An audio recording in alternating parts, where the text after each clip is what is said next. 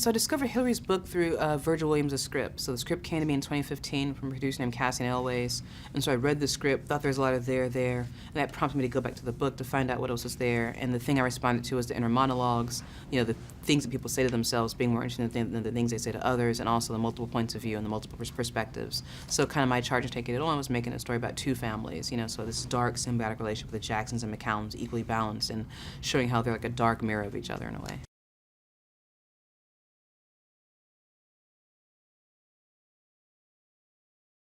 So I wanted to have an old-fashioned movie, with a sprawling ensemble. Like, to me, I saw the scope of this film and being in the relationships, not just in the setting. And so you're thinking about chemistry, so I knew I wanted Mary J. Blige for Florence, because I knew I wanted a woman who could have a very reserved exterior, but very vulnerable interior, and like a raging in her life, and Mary has that. For Laura, I needed a woman who could be two women, and Carey Mulligan goes from like Laura of the mind to Laura of the body. She does that very well. For the two sons, like I loved Jason Mitchell from Straight Outta Compton, and although he's a younger guy, he has such a wisdom about him, and that's hard to find, that kind of wise eyes and like a young body, and like also like a sensitivity and like a vulnerability, like capacity for like male friendship.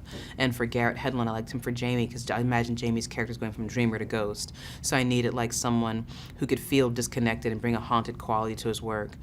For Henry, I like Jason Clarke because he has a swaggering, salt of the earth kind of quality to him. And then for Hap, I love Rob Morgan because I worked with him on Pariah, and just like the timbre of his voice also lent to this kind of feeling of coming up from the ground, of being gravelly, wiry, determined.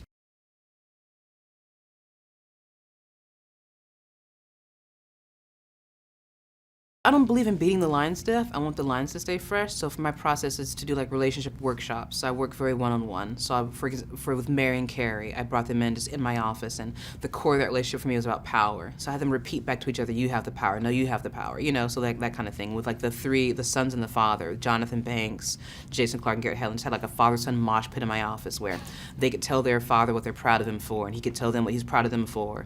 And just kind of creating those like bonds where like the relationship is there, and like I think the hardest thing is to see and be seen, and once you kind of get past that, then you understand like the subtext of the thing, so the text becomes more natural and kind of flows. So I like to work one-on-one and on set. I'm literally on the set, so whatever the frame is, I'm just outside the frame. I'm not at a monitor, I'm not in a village somewhere. It's important for me to be present with the actors so that we can make adjustments quickly, we can keep it going, we all feel like we're all, in the same moment together.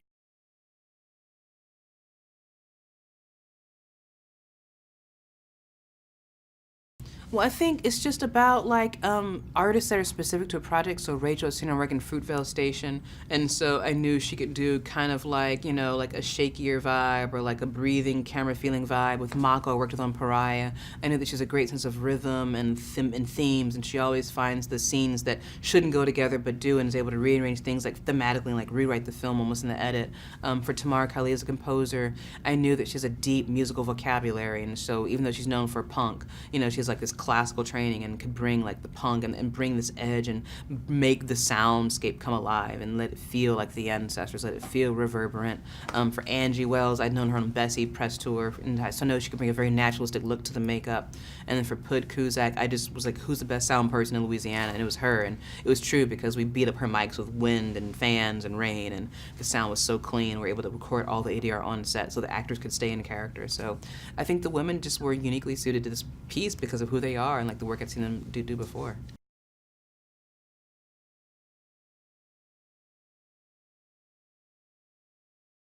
I think the thing that makes Mudbound compelling, no matter who you are, where you are, is it deals with like inheritance, which we can all interrogate ourselves. It deals with like home, which is something that is an expanding, evolving question. It deals with citizenship, like who belongs to a place and who doesn't. And so all of those are evergreen kind of ideas that are constantly questioning and shifting.